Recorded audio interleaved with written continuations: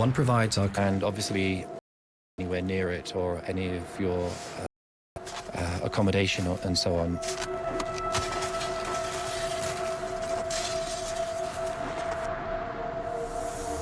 But the hazards of working on Erebus don't only originate in the crater of the volcano.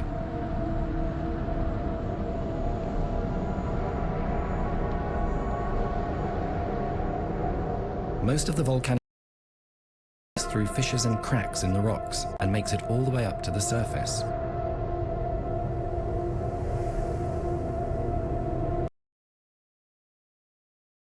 The gases emanating from the upper flanks of the volcano reaches as high as 80 degrees Celsius, so it's more than sufficient to melt the ice and form caves.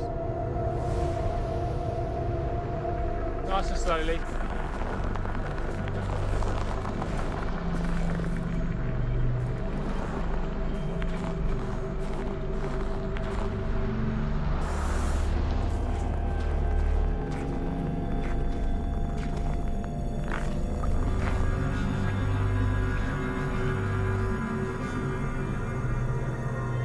I think for someone who has never seen the Erebus ice caves, it would be hard to imagine such a spectacle.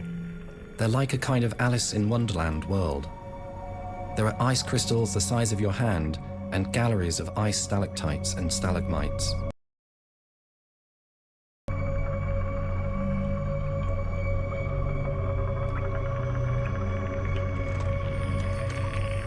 The ice caves present a hazard to travel around the summit area of the volcano because, of course, there might be a relatively thin bridge of snow or ice above a cave. So that's why we don't just go driving all over the place. If we drive somewhere that we don't have an established route on, we will probe it out and check that the ground is solid. Some of the caves extend perhaps a couple of 100 meters under the ground and can drop 20 meters, 60, 70 feet below the surface. So they are really quite extensive cave systems, and clearly you don't want to drop 20 meters onto hard ice.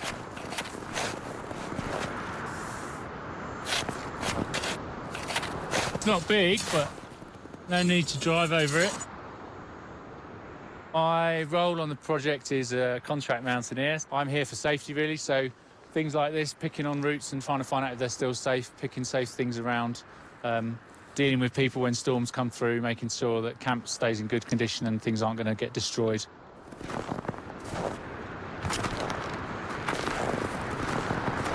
And it always makes me a little bit nervous when people are off driving, because sometimes when you look from above on the aerial photos or satellite pictures, you'll see big depressed areas that are obvious caves, but when you're driving around you may not see them, so it's worth sticking to the flagged routes and yeah, just being super cautious. And obviously if people want to drive off in other places, then usually I go with them to make sure that we're hopefully driving on places that are safe.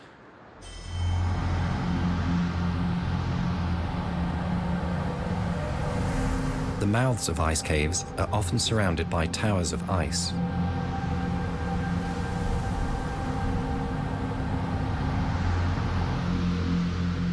The main volcanic gases seeping into the ice caves are carbon dioxide and water vapor.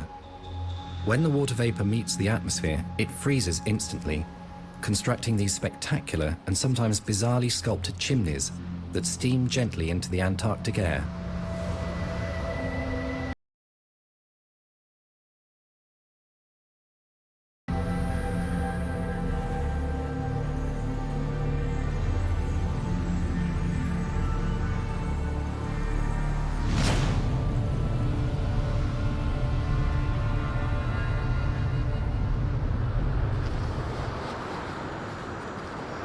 Apart from my family and friends, I really don't miss anything. I'm actually very happy to be sleeping in a tent rather than in a house.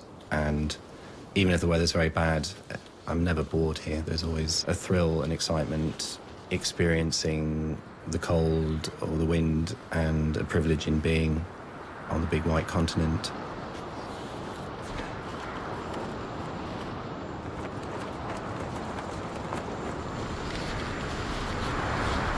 My first night in Erebus is usually a very sleepless one because I'm just very excited to be back. I'm probably also suffering from the altitude and the fact that it's light all night long.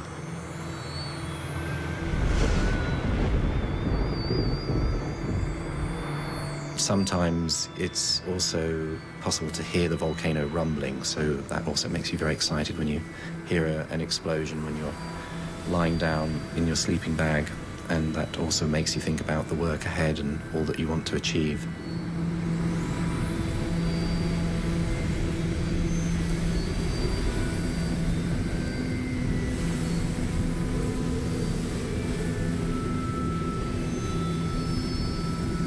Most of our fieldwork on the mountain needs good weather. When the wind picks up, it blows all the loose snow and ice around.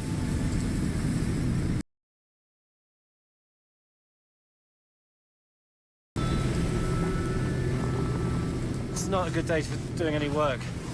The wind picked up about 6 o'clock this morning. And so in these sort of whiteout conditions, it's not really safe to travel around. It's just not pleasant to be out. The wind chill is probably about -40, something like that. I was woken about 4 o'clock this morning, sleeping in my tent, by a loud explosion from the crater. So I think that's probably sent some lava bombs over the crater rim. And in those conditions, it's just not... You wouldn't see anything coming at you.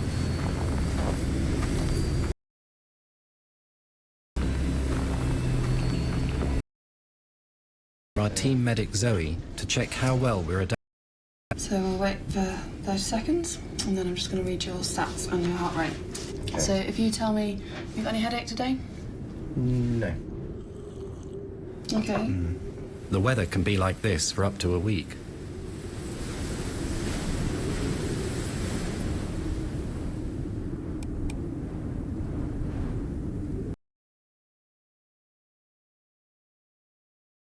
But the weather can change suddenly, and today we're lucky.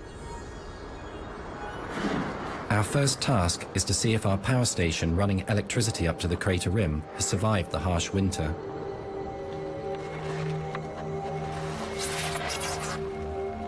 We have to generate our own power. Power is the #1 issue, so that's why we have this big battery bank here that's powering equipment up at the crater rim.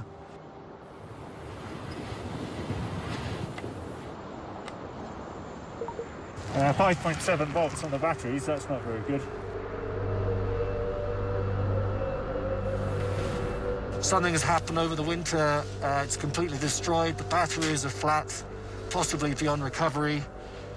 We've got various issues. The wind turbine isn't turning. Right now, with this system down, we're unable to monitor the lava lake with the equipment we have at the crater rim. It's really disappointing.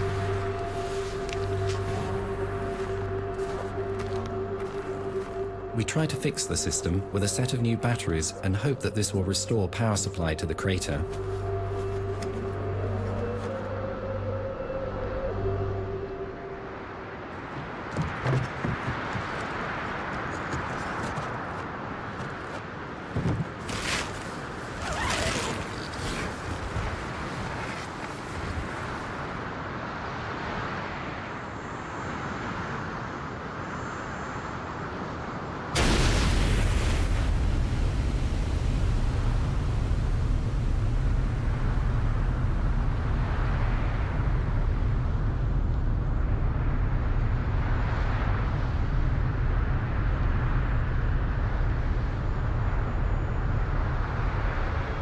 If you're lucky enough to get a good night's sleep, you might miss some smaller explosions.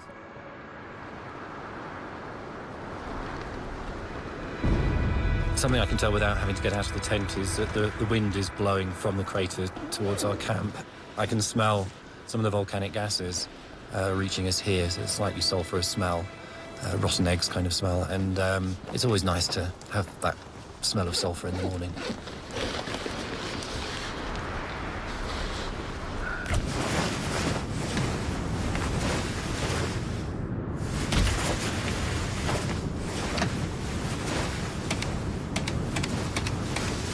Yeah, things are good.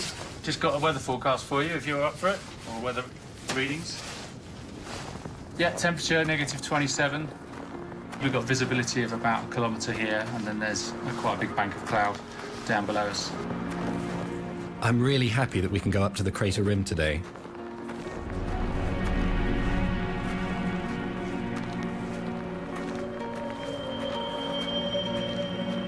The original hut on Erebus was abandoned after the lava bombs came much too close for comfort, and now it's almost a historic hut in its own right. It reminds me of the scientific legacy of my forebears who have lived on and studied the volcano. I'm pretty close to the hut. Yeah, not too far. Well, that's come a long way from the lake. Yeah. Best part of a kilometre. Yeah. There were two lava lakes,